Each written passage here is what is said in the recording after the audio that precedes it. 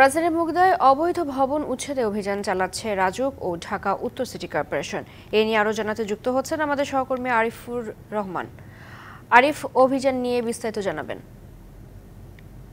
চৈতি, মূলত হচ্ছে যে আমি এখনো আছি এই মুগদার মান্ডা যে প্রধান সড়ক, সেই সড়কে। যেহেতু এই সড়কটি 30 ফিট, সেই 30 ফিটটাকে 50 ফিট করার লক্ষ্যে অভিযান পরিচালনা করছে ঢাকা দক্ষিণ সিটি কর্পোরেশন এবং রাজুক।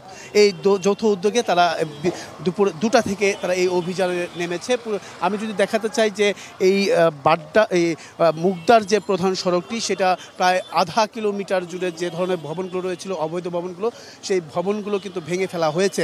বিশেষ করে আমরা যতটুকু তথ্য জানতে পেরেছি যে 200টি ভবন ভেঙে ফেলা হয়েছে। তো সেক্ষেত্রে এই 30 ফিটের জায়গা যে 50 ফিট করার যে প্রস্তাবনা বা যে ধরনের অভিযান, সেইটা আগে থেকেই কিন্তু আসলে মাইকিং করা হয়েছে এবং প্রত্যেকটি বাসায় গিয়ে বা ভবন কর্তৃপক্ষের কাছে তারা নোটিশ দিয়েছেন। সেই নোটিশ অনুযায়ী যখন দেখছেন যে তারা আসলে কোনো কাজ করছেন না, নিজে থেকে ভাঙছেন না, তখন কিন্তু আসলে এই ধরনের অভিযান পরিচালনা চালিয়েছেন এই দুই সংস্থা। তো সেক্ষেত্রে অনেকেই বলছেন যে সাধারণ যারা এই ভবন মালিকরা রয়েছেন, তারা বলছেন যে ড্যাপের ম্যাপ অনুযায়ী এই ভবন নির্মাণ করা হয়েছে।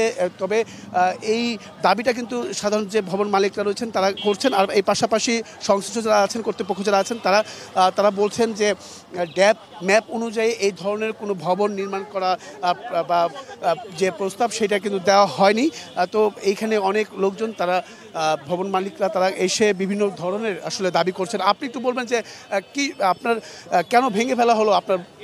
আমারটা শুধুমাত্র ম্যাজিস্ট্রেট সাহেব না করছেন, যখন কাগজ দেখেছি, যেহেতু পার্মানেন্ট স্ট্যাটাস করছে, ডিএডি চেয়ারম্যানের সাথে আলাপ করেছি, ওনাকে চিঠিও দিছি। উনি বলছে স্ট্যাটাস কো দেওয়া, স্টে অর্ডার দেওয়া সুপ্রিম কোর্টের। সেইখান থেকে কনস্টিটিউশনের 42 লঙ্ঘন হয়েছে। সেহেতু প্রধানমন্ত্রী, এই যে দেখেন, in the matter of the Zahirul Alam Dewan, এই যে in the matter of the Zahirul Alam Dewan till disposal the rule, জেলা পরিষদকে সময় দিচ্ছে যে এইটা।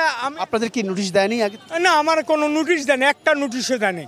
আমি জহিরুল আলম দেওয়ান রিটকারী, আমাকে একটা নোটিশও দেয়নি। অসংখ্য ধন্যবাদ। তো শুনছিলাম চৈতি যে অনেকেই বলছেন যে নোটিশ দেয়নি, আবার অনেকেই বলছেন যে নোটিশ দিয়েছে, কিন্তু যে পরিমাণ ভাঙার কথা সেটা না ভেঙে অধিক পরিমাণ ভেঙে ফেলার অভিযোগও কিন্তু করছেন অনেকেই।